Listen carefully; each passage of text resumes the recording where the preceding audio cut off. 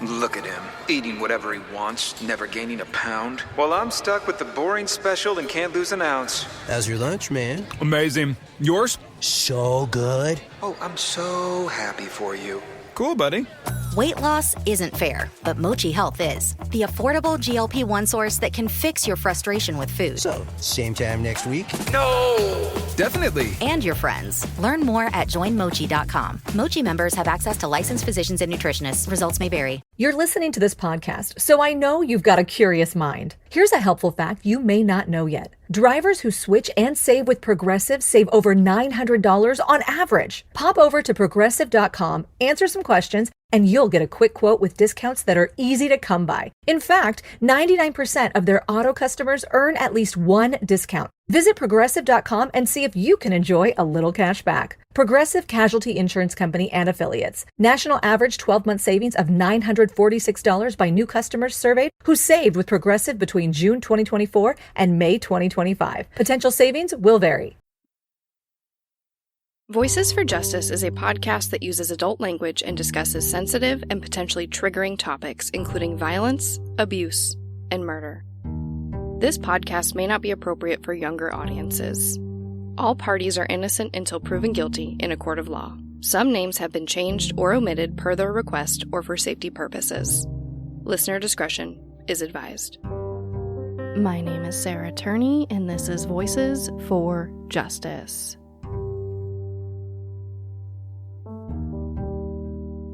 Today's episode is part 2 of my coverage of the 1991 yogurt shop murders from Austin, Texas. So if you haven't listened to part 1, I definitely recommend going back and listening to that first, otherwise this episode won't make a whole lot of sense. In part 1, I left you just after the girls' parents were notified of their deaths after they were found deceased in the I Can't Believe It's Yogurt shop. In this episode, I will be covering the investigation, a slew of false confessions, and eventual arrests. Because in the next decade or so, there will be a lot of missteps that I think are really important to talk about. Because unfortunately, the investigators in this case would not only fail to get justice for the girls, but create more victims in the process through false accusations and, in my opinion, downright dirty police work. Like with part 1, we have a lot to cover, so let's get into it. By the time he got the case of the yogurt shop murders, Sergeant John Jones from the Austin Police Department had already dealt with over 150 death investigations. But Jennifer, Eliza, Sarah, and Amy would be his very last 4. John Jones didn't always plan to be in law enforcement. He was actually a music education major at the University of Texas when he lost his job waiting tables. He saw that the Austin Police Department was looking for cadets and applied thinking it would only be temporary. But once he compared the pay and benefits of being a cop versus being a music teacher, he decided to stay on the force.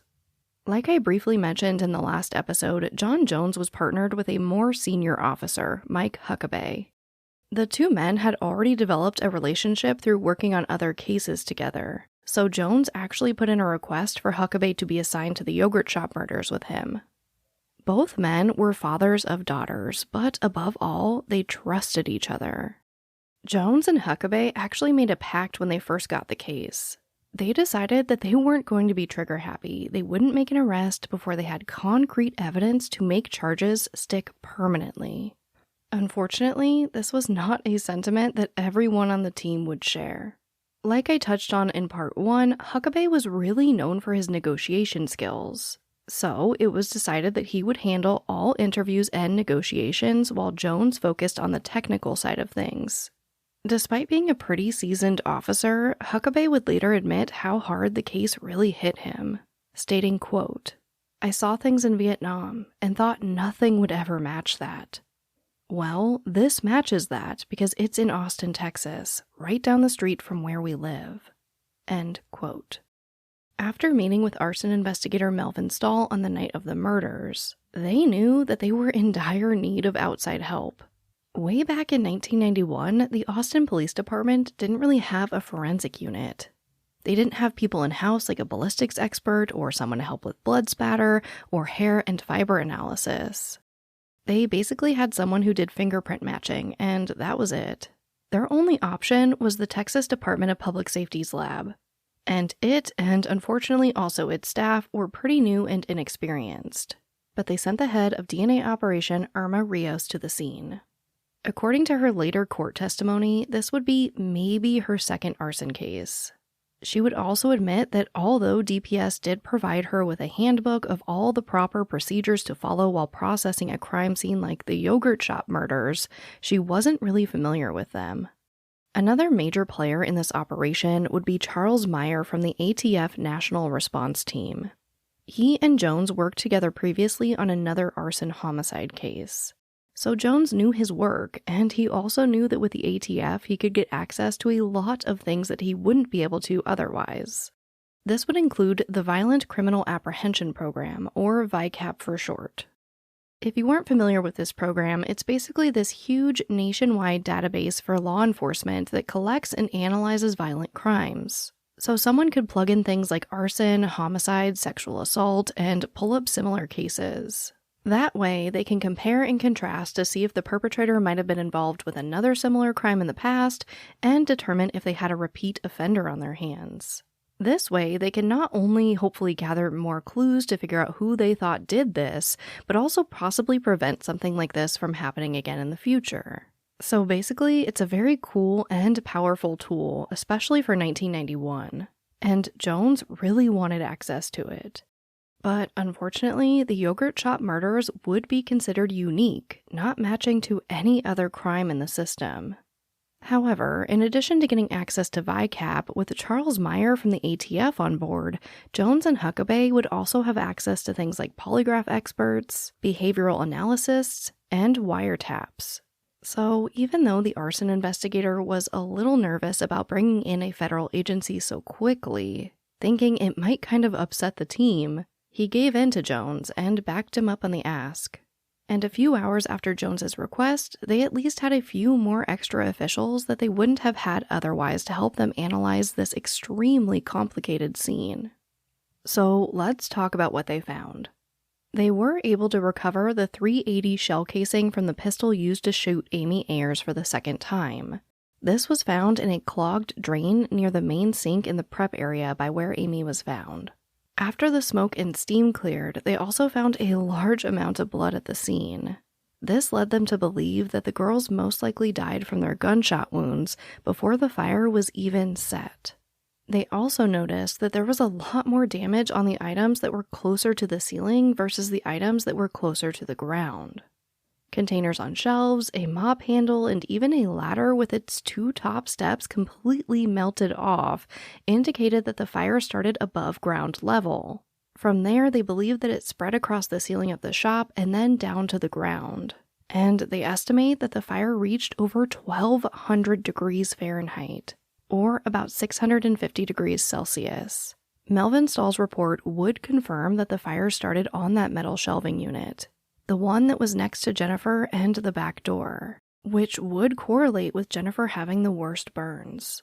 He would also confirm that it was most likely that Jennifer Harbison's body was originally stacked on top of her sister Sarah and Eliza before somehow rolling off. Like we see in a lot of investigations, there were definitely some missteps. One of the most crucial, in my opinion, being the fact that they didn't collect as many fingerprints from the scene as they probably should have.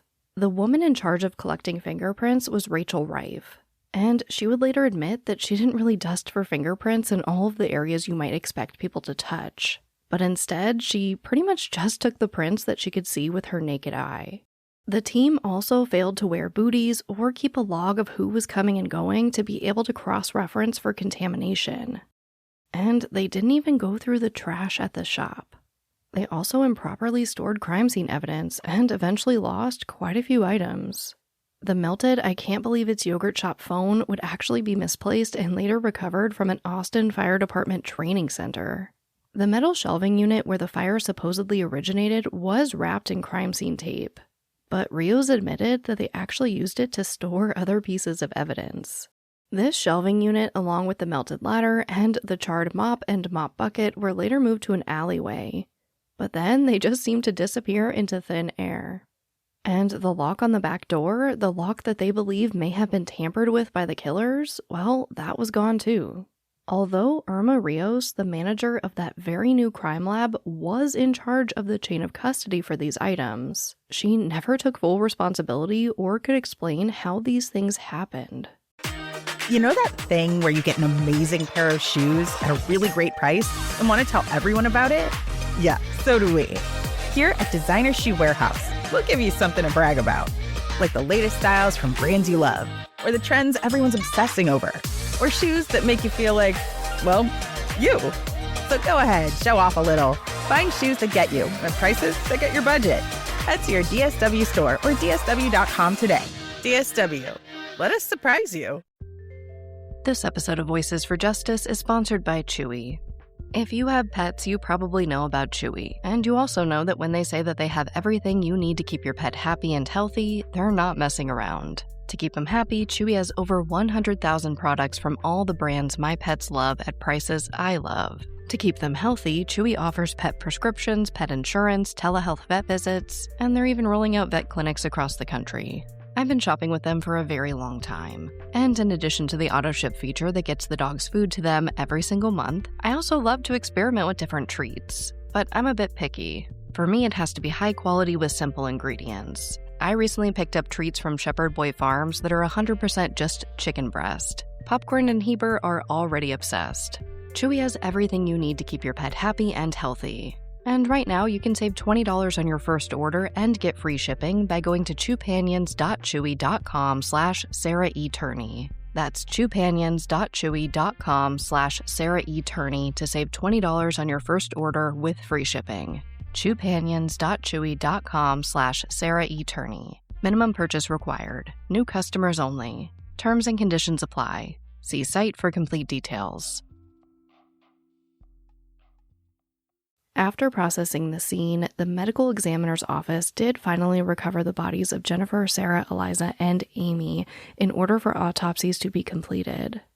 However, Jones would later state that he's pretty sure that by the time the girls got to Dr. Tommy J. Brown, the man who would perform these autopsies, that he had already heard an earful from Les Carpenter, who, if you don't remember from part 1, was the deputy medical examiner in charge while the chief medical examiner was out of town.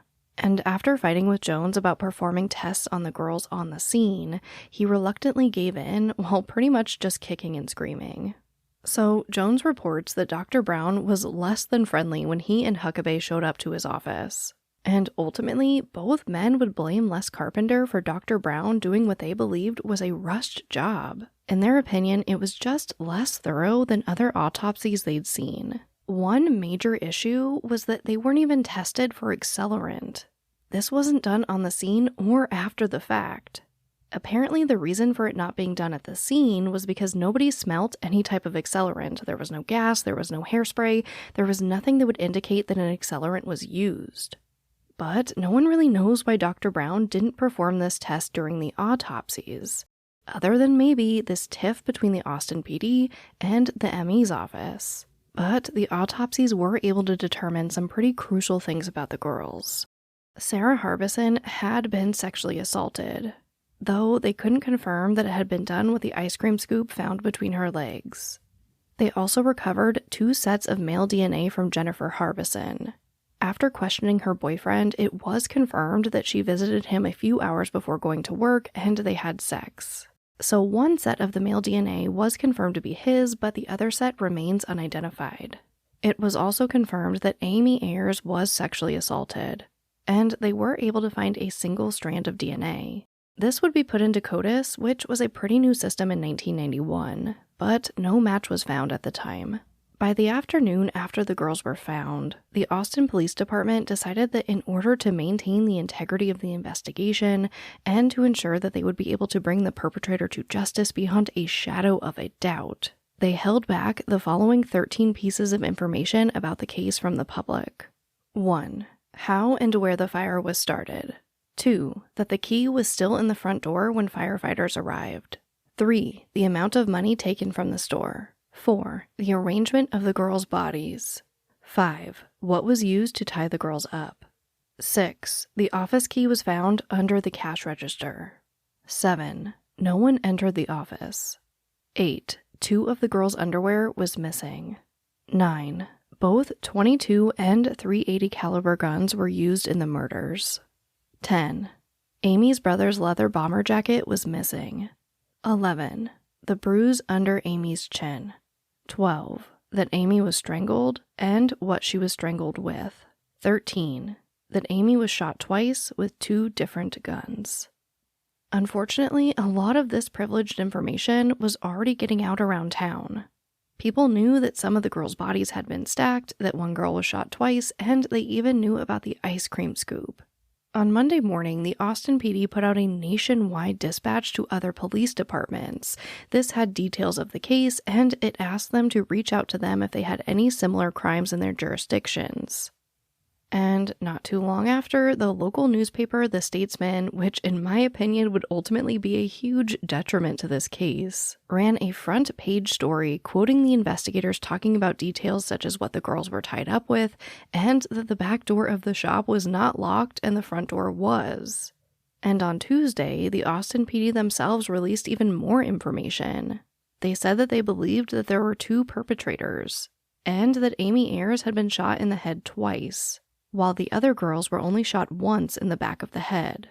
They also released that they believed it was a robbery. These are small details, but it could be the difference between catching the person who did this and a wrongful conviction, which, as I've already mentioned, will become a major issue in this case.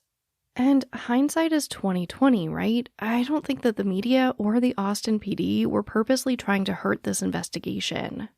I think the city of Austin and their police department had never seen a case like this, and they didn't really know what to do.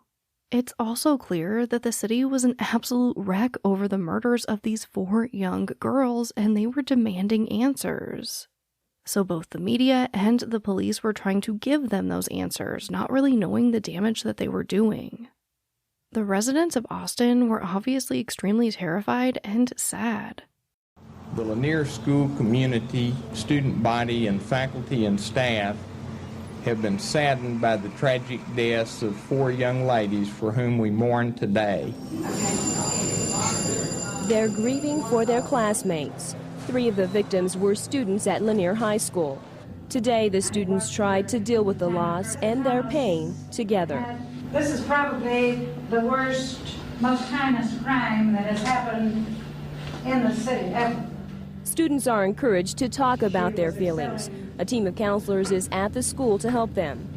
There are so many questions and fears now about things many of these teenagers never even thought about. I mean, they died and they were so, they were our age. And I mean, it makes you really think, tomorrow isn't promised. And I mean, anybody here may not be here tomorrow, and it's just scary and it hurts. I mean, you don't ever think anybody's going to come into a yogurt place and shoot you. And shoot you and all your friends. It just doesn't happen in a yogurt place. And in addition to the case getting just a huge amount of press, people came out in droves to help with the search for the person that killed these girls. More than 100 co-workers, friends, and even some who don't know the families of the 4 girls stood in line waiting for their chance to help.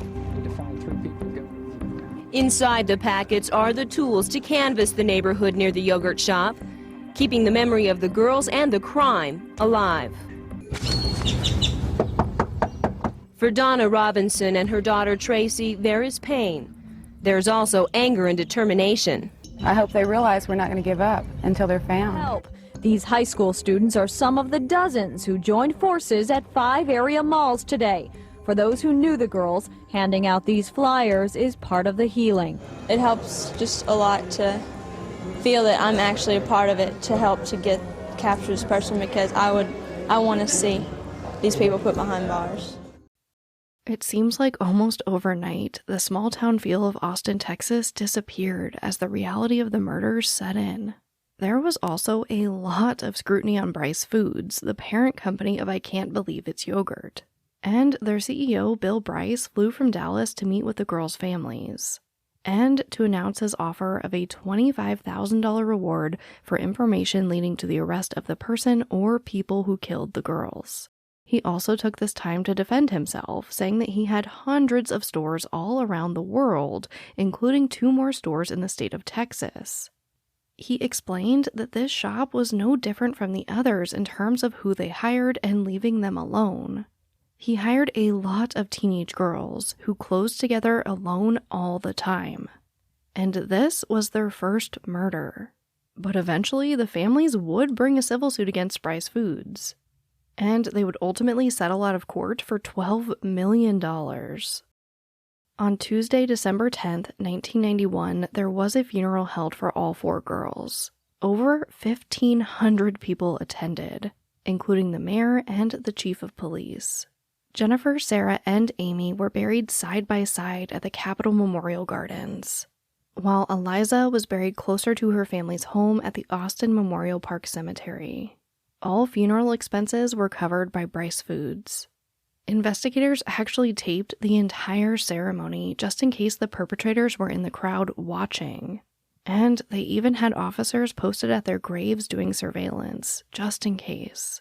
Christmas and New Year's came and went, but on January 3rd, Jones was right back to work. And it was at this time that Jones wrote Police Chief Jim Everett a memo updating him on the investigation and asking him for help. Jones explained that the amount of phone tips had dramatically slowed down, and he discussed his interviews with all known employees and customers that were at the Hillside Strip Mall on the night of the murders. He also informed the chief that the FBI Behavioral Science Unit intended on creating a personality profile of the offenders, and that they suggested going to the media with that profile, specifically Unsolved Mysteries and America's Most Wanted. Jones then explained that while he appreciated having 4 patrolmen to aid in the investigation, that he needed 4 investigators solely dedicated to the case for at least 60 days, or until it was solved. And luckily, Chief Everett totally agreed, and he sanctioned a task force made up of officials from the Austin PD, the Austin Fire Department, the ATF, the FBI, Texas DPS Intelligence, the Travis County Sheriff's Office, and the Travis County DA's office. After a day-long meeting with the FBI Behavioral Science Unit, they created that behavioral profile of the perpetrators. And per their recommendation, John Jones did go to the press stating that an arrest was imminent, which, of course, made the front page of the local newspaper, The Statesman. By the following Monday, exactly 1 month after the murders, they held a press conference where John Jones stated that he must have been misquoted about the arrest being imminent. However, he would later admit that this was a lie the FBI instructed him to tell the media, stating, quote, "I did what the FBI told me to do, and I got slammed for it." End quote. But after this somewhat embarrassing issue, Jones then released their behavioral profile, stating the following 5 points. 1. More than one person was involved in the murders, and one of them had a dominant personality. 2. They were probably white and in their late teens to mid-20s. 3. And this is a long one, so stay with me. The perpetrator with the dominant personality probably didn't finish high school and was considered an underachiever with below-average grades and a discipline problem. This person probably had an explosive personality and is quick to get angry, especially while under the influence of drugs and alcohol. And they are incredibly impulsive without thinking about the consequences of their actions. They will engage in physical confrontation only when they have the upper hand. But they will not engage in confrontation without their friends present. They are probably unemployed or working a menial job. They will have a history of changing jobs, isn't a dependable employee, and has a history of being absent. They most likely live with and are dependent on an older person such as a parent. This person is probably very familiar with the area and frequents it often, most likely living in the neighborhood. They probably have a criminal history and are most likely abusive to women. This person most likely has no remorse for killing the victims, but is very anxious because things may not have gone as planned. They are also extremely concerned about their accomplices because they are most likely experiencing a lot of regret. They theorize that this would create a lot of paranoia between the perpetrators and possibly lead to violence amongst themselves. 4. Although the perpetrators would not have a lot of blood on them, they most likely immediately cleaned up and changed their clothing after the murders. 5. The perpetrators might have returned to the scene of the crime to watch police and fire departments. They may have left town, and they may have missed some days of work. This profile would appear as an entire page in the Statesman, with a headline of, quote, "Many people know this killer. Do you?" End quote. By February, Jones and his team were given more office space, more equipment, and more money for overtime to help solve the murders. Jones would later state that he was essentially given whatever he needed for the investigation, and that no one wanted to be the person that hindered it. They knew the entire world was watching, and they still had a lot of work to do, with at least 50 more witnesses to interview. By the end of the month, 12 billboards with the girls' faces and the words "Who killed these girls" were placed strategically around the city. Over time, there would be 20 more put up as the reward money rose to $100,000. This episode of Voices for Justice is brought to you by Quince. I've been trying to be more intentional about what I wear each day. I'm leaning into pieces that feel effortless, comfortable, and still put together, and Quince has been my go-to. The fabrics feel elevated, the fits are flattering, and everything just works without overthinking it. They use premium materials like 100% European linen, organic cotton, and ultra-soft denim. And the best part? Everything is priced 50 to 80% less than similar brands. They work directly with ethical factories and cut out the middlemen, so you're paying for quality and craftsmanship, not brand markup. I recently just ordered their tiered linen dress, of course in black. I wanted to pair it with one of my favorite pairs of brown wedges. The problem was, I didn't have a brown purse, so I got that from Quince too. It's one of my favorite outfits. It's easy, effortless, and feels amazing, especially as we're getting a little bit warmer here in Phoenix. Refresh your everyday with luxury you'll actually use. Head to quince.com/justice for free shipping on your order and 365-day returns. Now available in Canada too. That's QUINCE.com/justice for free shipping and 365-day returns. Quince.com/justice.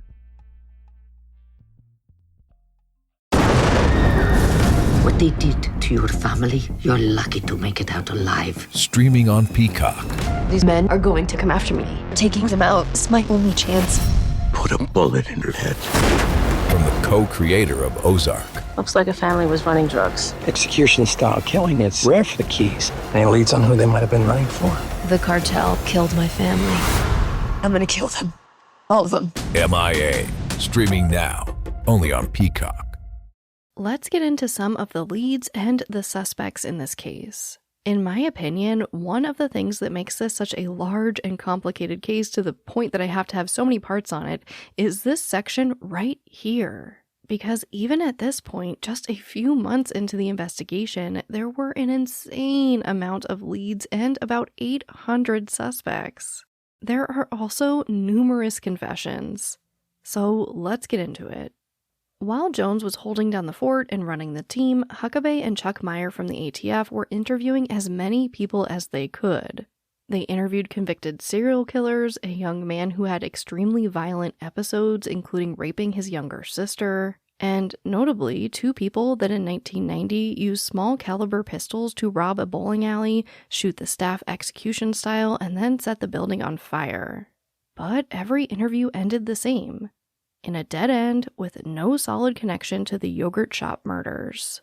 At this time, the Austin Police Department was also watching another case very closely.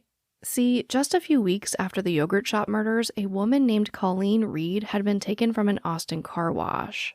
She was then sexually assaulted and killed. It wouldn't be until 1998 when a man named Kenneth McDuff, who had been sentenced to death for another murder, finally gave the location of Colleen's body to authorities. He did this in exchange for a more favorable sentence for his nephew, who was being held on drug charges. McDuff never actually officially confessed to killing Colleen Reed, but he told authorities where her body was buried, along with the locations of 2 other women that he had raped and murdered. And ultimately, he would never confess to killing the girls from the yogurt shop murders either. But some people still believe that Kenneth McDuff was the true killer of the girls, and that the secret died with him when he was executed in 1998. The Austin Police Department also got a ton of prank calls and false leads. There was one man who said that he'd seen the killers put yogurt inside of the girls' vaginas. When the police followed up, he said he never made the call, but when he was confronted with the audio of the call, he said that he was just joking. There was a woman who called in to say that it was her boyfriend that was the killer, and another man that said that his friend told him that he'd killed the girls and cut them up into pieces. There was a report of chickens being put inside of the girls, that the KKK was involved, that the girls' heads were chopped off, pretty much anything you could imagine. Honestly, some of the confessions are just so disgusting that I don't even want to repeat them on this podcast. And since according to investigators, they didn't hold any weight, I won't. But again, pretty much any disgusting thing you could imagine was said about the murder of these girls. A more promising lead came from the night of the murders. In part 1, I discussed reports of a Hispanic man sitting in a light-colored car outside of the yogurt shop near closing time. Well, a few months after the murders, the Austin PD ended up putting out a composite sketch for him, and the tips began pouring in.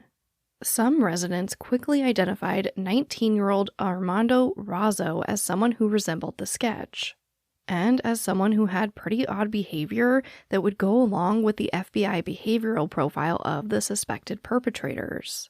Following the murders, Razzo actually quit his job at the Sonic Drive-In and told his friends he was going into hiding. But before the Austin PD could even get to him for questioning, the Statesman ran with the story, and the headline, "Teen Arrested in Yogurt Shop Murders." This is one of countless incorrect and, in my opinion, trigger-happy headlines.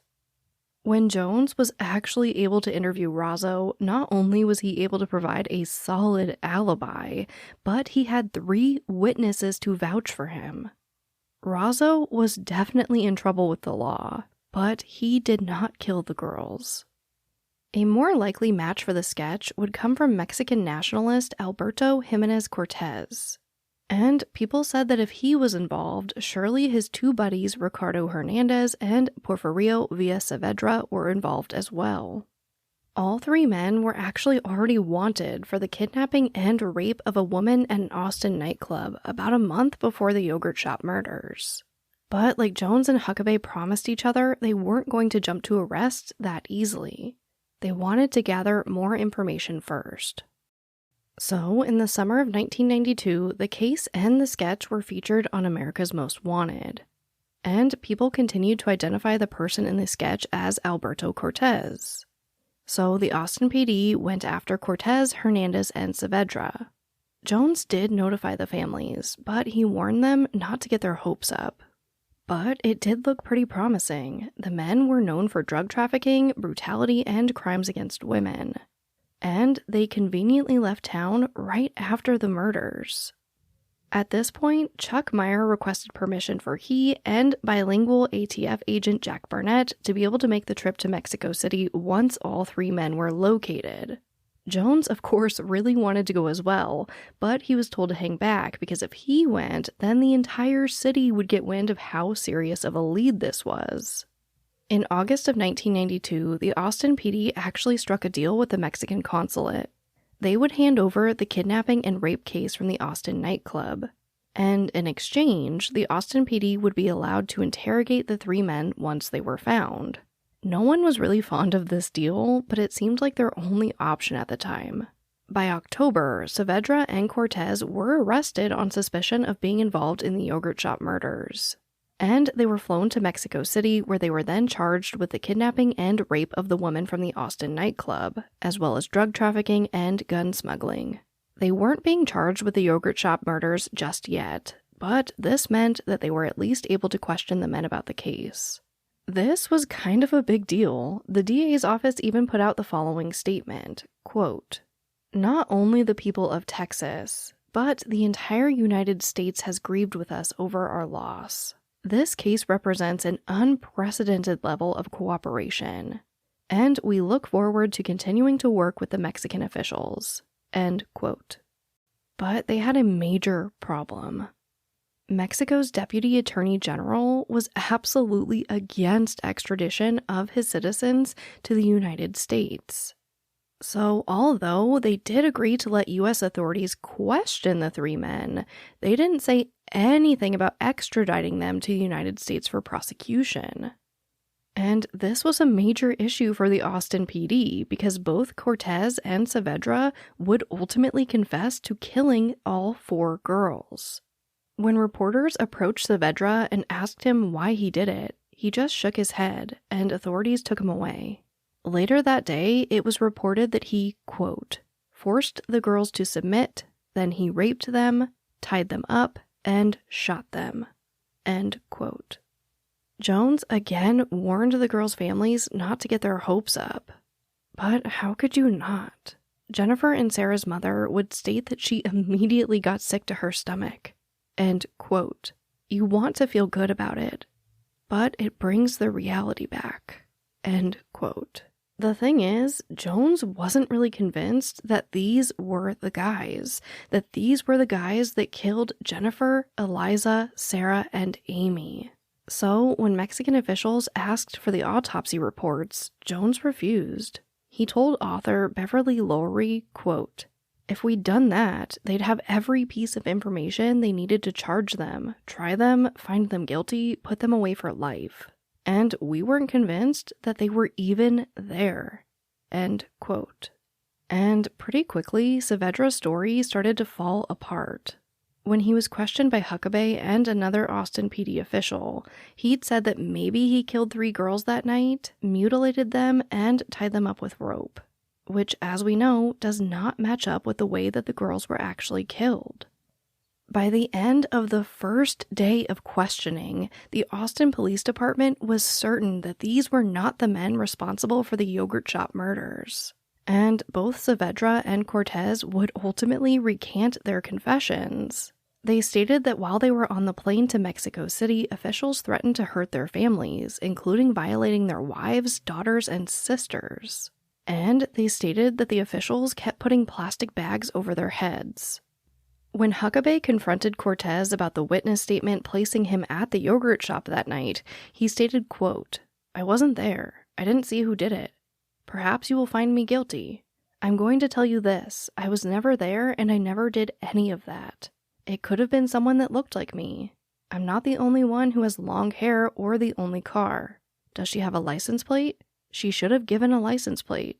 They're going to dispose of my life, my time, and my thoughts. And do you know what? You can give me the death penalty. And I'm going to die telling the truth. Because I didn't do anything. End quote. Saavedra would express a similar sentiment, stating, quote, just because I'm a criminal doesn't mean I killed them. That's not what that means. I know you're going to take me, but I will never say that I did something I did not do. This is a total waste. Since I am a criminal, then no one believes me. End quote. Ultimately, Hernandez, the third man believed to have been possibly associated with the crime, was never caught. Saavedra and Cortez would be tried and convicted of the kidnapping and rape of the woman from the Austin nightclub. But after years of back and forth with the Mexican authorities, the men were never charged in the yogurt shop murders. The families of the girls would hold on to hope for years that these were the men that were the true perpetrators of the crime. And like Kenneth McDuff, there are still people that believe that these 3 men are responsible for killing the girls. By the 1-year anniversary of the yogurt shop murders, morale was really down. The girls' parents wanted answers about the Mexican nationalists, and Jones and Huckabee were convinced that they didn't do it. The case was taking its toll on both Huckabee and Jones, but John Jones's life was pretty much being torn apart by it. The case was all-consuming for him. He developed relationships with these families and felt a great responsibility to get answers for them, not only on a professional level, but on a personal level. And it was affecting all areas of his life, his marriage, his kids, and his mental health. Jones would spend the entire anniversary of the murders catching up on sleep. You can really tell that the families trusted Jones. And one thing that I read that really touched my heart in this case was that one day, Jones and Amy Ayer's father were at a basketball game. And Amy's father turned to Jones and told him that he looked really bad. And he even suggested that he take a break from the case. This man, this father who desperately wanted answers for his daughter's murder, was somehow able to put his personal wants and needs aside for the case to be solved and have enough compassion for Jones to understand that he really needed this break. I think it's just a huge testament to how much they all genuinely cared for each other. And I have to say, I don't see that a lot. Jones would ask for a 15-day administrative leave, but he was denied. It would take a letter from his psychiatrist explaining that he was exhibiting 90% of PTSD symptoms, and recommending a 1-month leave for Jones to get some time off to recover. But he wouldn't even use all 30 days before feeling compelled to come back. But like a lot of investigators, Jones's passion for the case wasn't rewarded, and ultimately he would be reassigned, much to the dismay of the families, and much to the dismay of Jones himself, who had never asked to be fully reassigned. I think that there were a lot of contributing factors to the frustration and the burnout of Jones. There was a lot of turnover in leadership at the Austin Police Department, and policies and procedures were constantly changing. People were being pulled and then reassigned to cases, including the yogurt shop murders. And undoubtedly, one of the worst, most damaging players to be pulled from the case was a man named Hector Polanco. As Jones would say, quote, "Everybody has a Hector story. Everybody." End quote. I wrote a little song to remind you, Choice Hotels get you more of the experiences you value. The Cambria Hotel's got it all. A rooftop bar, have a ball. Cocktails up here feel just right. Is Cambria amazing? All right. Bring a date, your team, or even your mom. Book direct at choicehotels.com. See you on the roof. Ryan Reynolds here from Mint Mobile. I don't know if you knew this, but anyone can get the same premium wireless for $15 a month plan that I've been enjoying. It's not just for celebrities. So do like I did and have one of your assistants switch you to Mint Mobile today. I'm told it's super easy to do at mintmobile.com/switch. Upfront payment of $45 for 3-month plan, equivalent to $15 per month required. Intro rate first 3 months only, then full price plan options available. Taxes and fees extra. See full terms at mintmobile.com. Senior Sergeant Hector Polanco was kind of a hotshot in the Austin Police Department in the 80s and 90s. Not only for his good looks and confidence, but because he miraculously had a 100% clearance rate on his cases, with a very special knack for getting confessions without evidence. When people would ask him, how was he just so good at his job, Polanco would state that he just had a special ability, that he was able to grab the truth right from the hearts of the people that he interrogated. People in the community knew him as the Boogeyman, or El Diablo, while other officers and lawyers would refer to him as the Cobra. Unfortunately, at this time during his heyday in the 80s and 90s, this concept of false or coerced confessions wasn't as widely discussed as it is today. People just couldn't wrap their head around the idea that someone would actually confess to something that they didn't do. And unfortunately, it would take decades for the confessions obtained by Polanco to come back to haunt him, way after many lives were already destroyed. In 1988, Polanco obtained a confession from a young man named Christopher Ochoa. This was in relation to the rape and murder of Nancy Dupriest. Ochoa immediately denied having any involvement, but after Polanco repeatedly told him that he would die if he didn't confess, that if this man didn't tell him right now that he committed this murder, he would make sure that he was sentenced to death. So Ochoa said that he did it, and that his friend Richard Danziger helped. In his mind, he knew that he was innocent, so he figured that he would just tell them, what they wanted to hear right then and there and prove that innocence later. He would describe this moment stating, quote, "You're just like shaking because you don't know. If you knew, you'd tell them because you don't want to die. You're thinking, I don't want to die. I've got to think of something." End quote. His friend Richard Danziger would maintain his innocence throughout the entire trial, but ultimately both men were sentenced to life in prison. 6 years into their sentence, an inmate in a Texas prison would write letters to the police and media claiming that he was the man that killed Nancy DePriest. But it would take another 6 years before DNA evidence would prove this to be true. And both Ochoa and Danziger would be released after serving 12 years for a crime that they never committed. Unfortunately, by that time, Danziger had already been viciously beaten in prison to the point where he actually had to have parts of his brain removed. And he was never the same.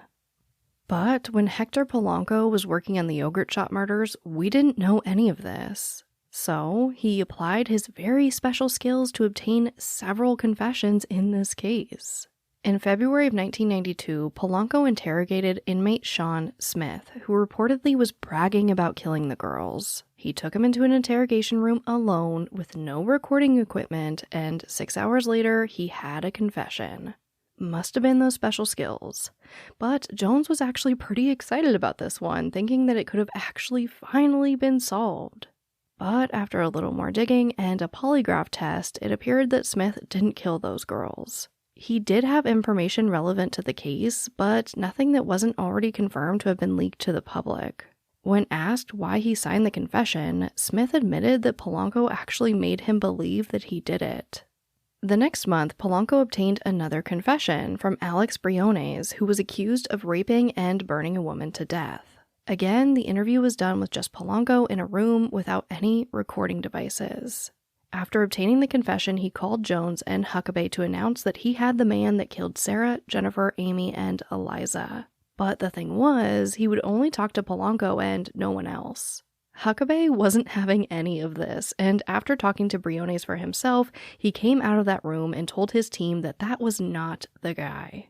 Briones would later break down and say that he didn't kill the girls and only said he did because Polanco threatened him and told him what to say. Within 10 days, Polanco was taken off the yogurt shop murders case, and eventually let go after an investigation by Internal Affairs. But he would later sue the department for discrimination and ultimately be reinstated. He would receive more promotions, and he would retire with full benefits and pension. He would be replaced by Senior Sergeant Ron Smith, and Smith himself had a pretty colorful past with the department. He actually shot and killed an unarmed 17-year-old boy. And he sat on the head of a handcuffed man while he was on a waterbed, ultimately leading to him being smothered to death. Years would go by with more leads, more changes in the department, and more scandals. In October of 1995, the Austin Police Department created a task force specifically to target drug trafficking and money laundering. But undercover informants quickly accused the members of the Austin PD of protecting the drug dealers in exchange for sexual favors, cocaine, and all-expense-paid trips to the Super Bowl. A lot of people believe that by January of 1996, Chief Watson announcing that they would be taking a fresh look at the yogurt shop murders was kind of to distract everyone from all of the scandals. Assigned to this new, fresh look at the case was homicide detective Paul Johnson, but he was only doing it part-time. Johnson was kind of known for being a lone wolf and a stickler for details. So it was kind of perfect for him because his job was basically to comb back through all of Jones's and Huckabee's work for any missed opportunities or leads. And by all accounts, Johnson quickly became as obsessed with the case as Jones had been. At this point, there were more than 1,200 suspects. There were also 5,000 pages of handwritten notes and over 10,000 pages of reports. One big thing he wanted to do was revisit the confessions from the Mexican nationalists Cortez and Saavedra, but he wasn't able to move much along with the Mexican government. And as for the other 1,197 suspects, he didn't find anything in the database that would result in an arrest or conviction. But on July 31st, 1997, there would be even more turnover in the Austin Police Department when Chief Watson left Austin for a job with the Department of Justice. She was replaced with Bruce Mills as the interim chief. And Mills quickly gave Johnson a brand new team to exclusively work on the yogurt shop murders. And this is when they went way back to 1991 and revisited the confession of 16-year-old Maurice Pierce.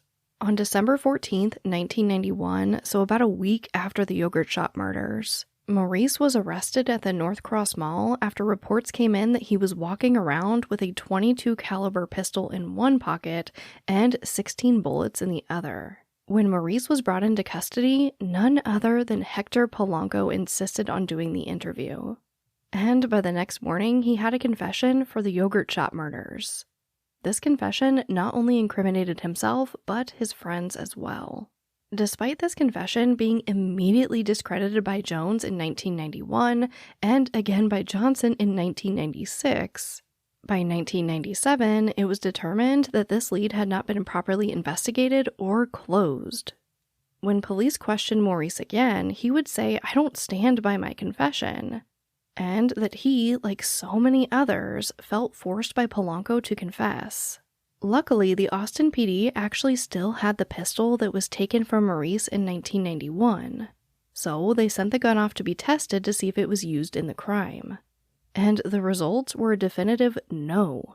The gun that was taken from Maurice was absolutely not used in the yogurt shop murders.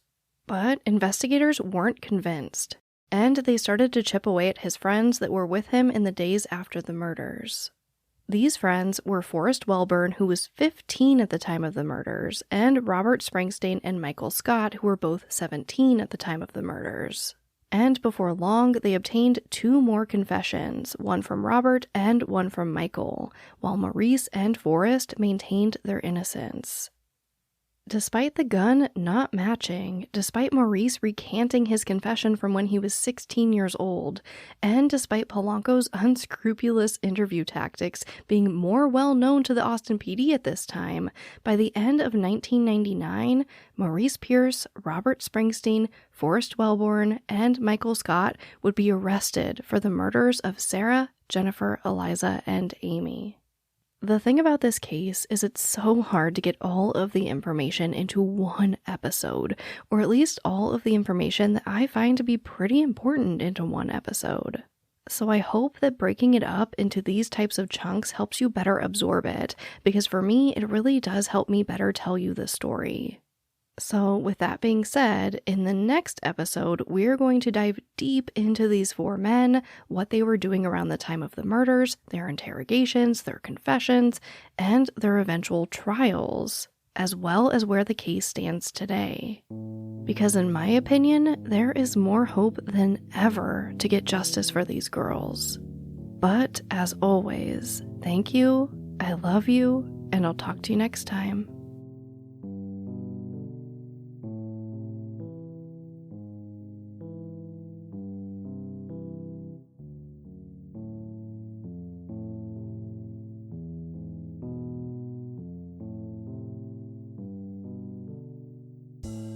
Voices for Justice is hosted and produced by me, Sarah Turney.